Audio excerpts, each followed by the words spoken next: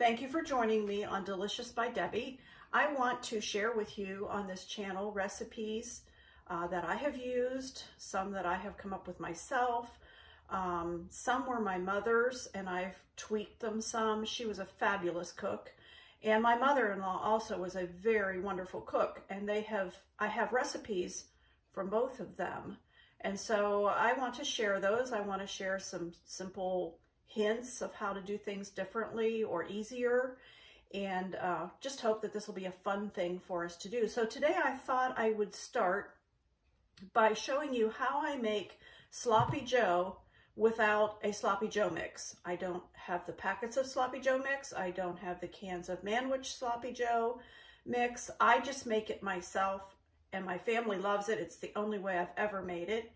And so I thought I would start with something simple like that. So I wanted to show you first that I already have my burger cooked, crumbled, and frozen. And I do 2 cups, which is a pound. Once it's cooked up like that, 2 cups is a pound. And so I have these, I keep these in my freezer most of the time. And what I do is I like to go to Sam's Club, you can go wherever you choose, and I buy these strips of ground beef and bring them home and freeze them. And when I want, or just cook some right then, but these are 93% lean, and I like to keep it as lean as I can. And I take those, even if they're frozen, put them in my Instapot with a little bit of beef broth, and I cook them and crumble them and then freeze them in these baggies so that I always have frozen burger on hand. I do the same with sausage. So that makes it very convenient for me to make some Sloppy Joe today. So we'll start with our 2 cups of crumbled cooked burger.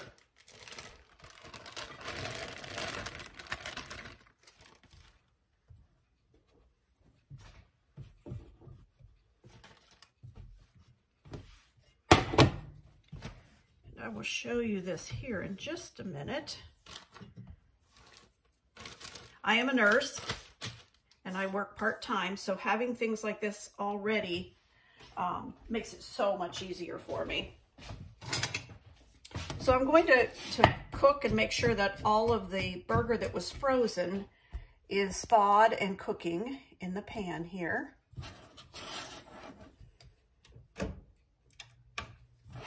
Get it nice and warm before we add any of the other ingredients.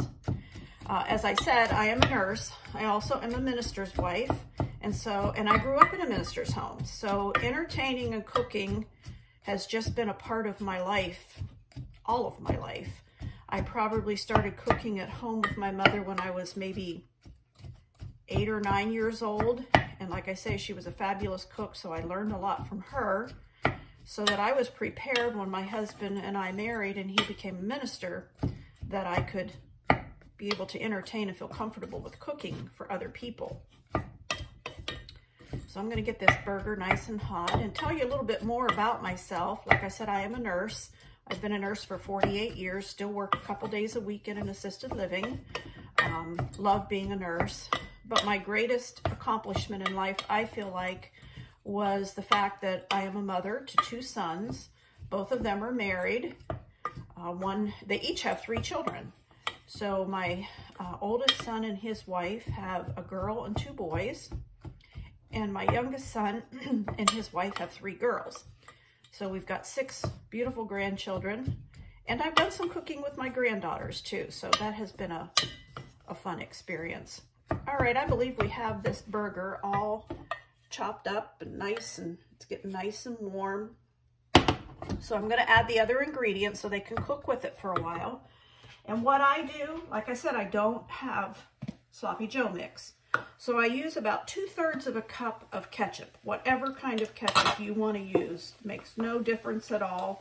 Some people prefer Hunt's or a generic brand, or Heinz. This happens to be Heinz, and I do prefer Heinz, but it doesn't have to be that.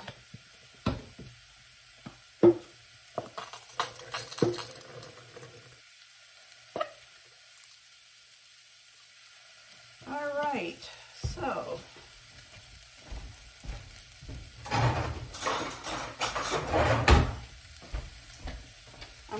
this 2/3 of a cup of ketchup in with our burger.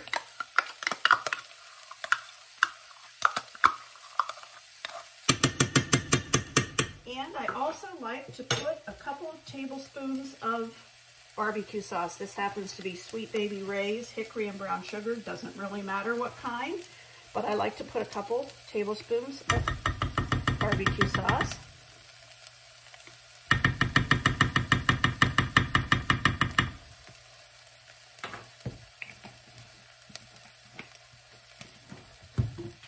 And spring stuff. Don't want wheat flour. Brown sugar. We like ours a little bit sweet. And so I use about a tablespoon and a half. This is an old Tupperware measuring spoon that measures a tablespoon and a half. So I like to put that in, maybe a tiny bit more of brown sugar. I sprinkle some garlic powder and a little bit of onion powder. And that is all that I put in it. And I will stir that up. I'll let that cook a while. Smelling good.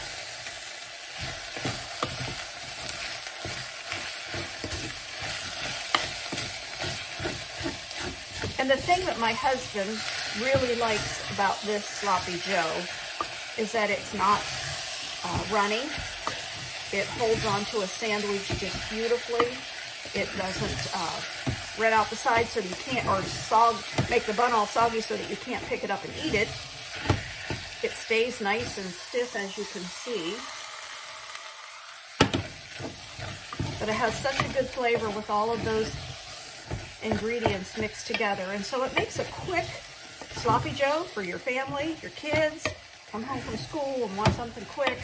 If you've got the burger and you've got it cooked in the freezer like that, you can see that this only took me a couple of minutes to make Sloppy Joe and have it ready. I'm gonna let that cook just a little bit.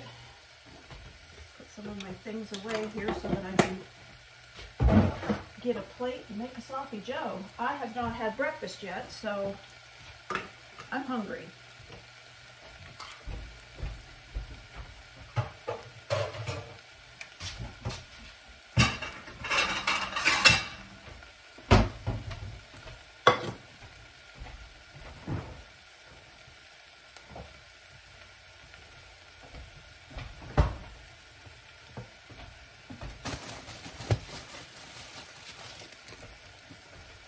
Just about done, I would say.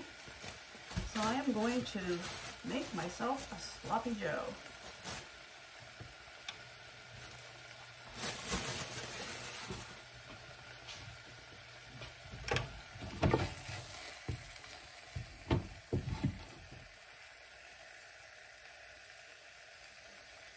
As you can see, it's not going to run all over the bun and make it all soggy. Gonna stay right where I put it.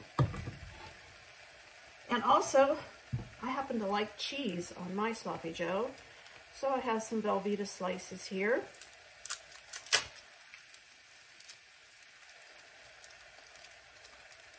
And of course, it's not going to tear right when I want it to. And I'm gonna put a slice of Sloppy Joe on that, of cheese. And there you are.